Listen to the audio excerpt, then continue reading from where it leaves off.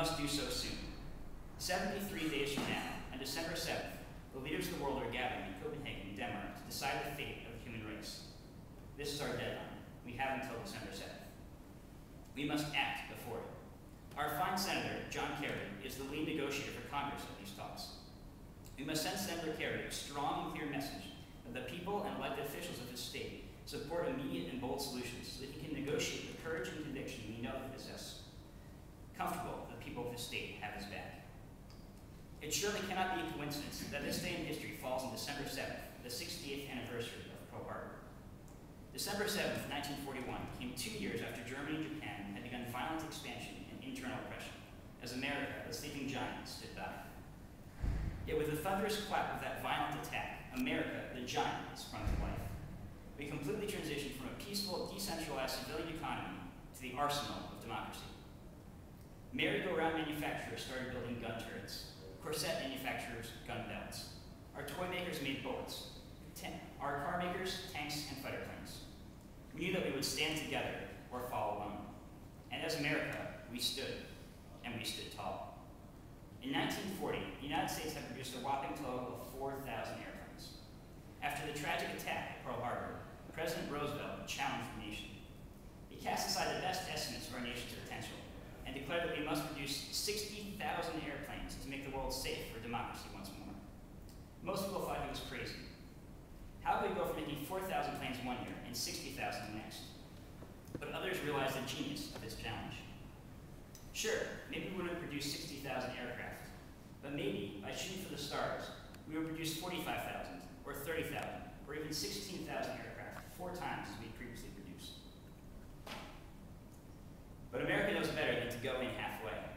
As our men trained and set upon the shores of faraway lands, our women sharpened their work belts and helped our nation produce no less than 216,600 aircraft. 216,000. That is why they were called the greatest generation. They more than answered destiny's call. Our generation, too, faces a call to arms. Once again, storm clouds are gathering to threaten the stability of our world. So the challenge to us, then, is do we wait for our December 7th?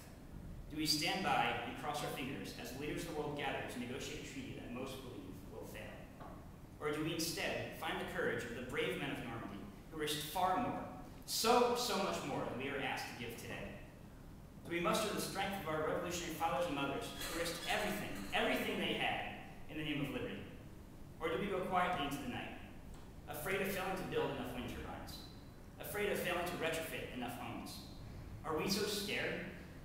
What is it we have that is so worth jeopardizing the future of our planet? Do we love coal so dearly? Is natural gas so close a friend? No. These fossil fuels are poisons. By burning them, we are burning ourselves.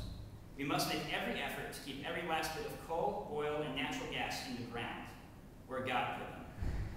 Over the last 100 years, a blink in the eye of the universe, we have managed to burn what took hundreds of millions of years to accumulate under the surface. That is madness. But we must not use as scapegoats those who burn them for us. The coal miner, the natural gas pipe builder.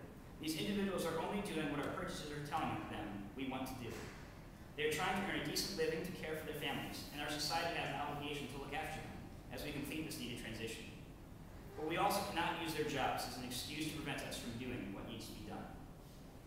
Ultimately, the leadership campaign has at its core a single premise, that the atmosphere cares not for politics. A great many people will say to us, and have said to us, that what we are calling for is technologically impossible. Technologically impossible.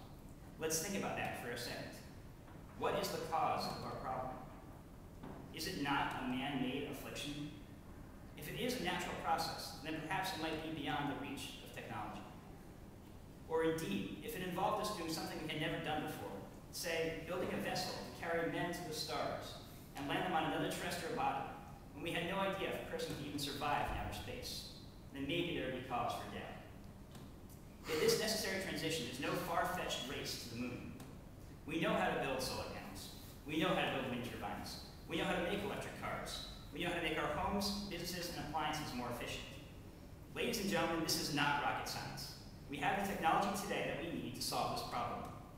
I have here a study that says that our fine Commonwealth can get 30% of its electricity from rooftop solar panels and 61% from onshore wind.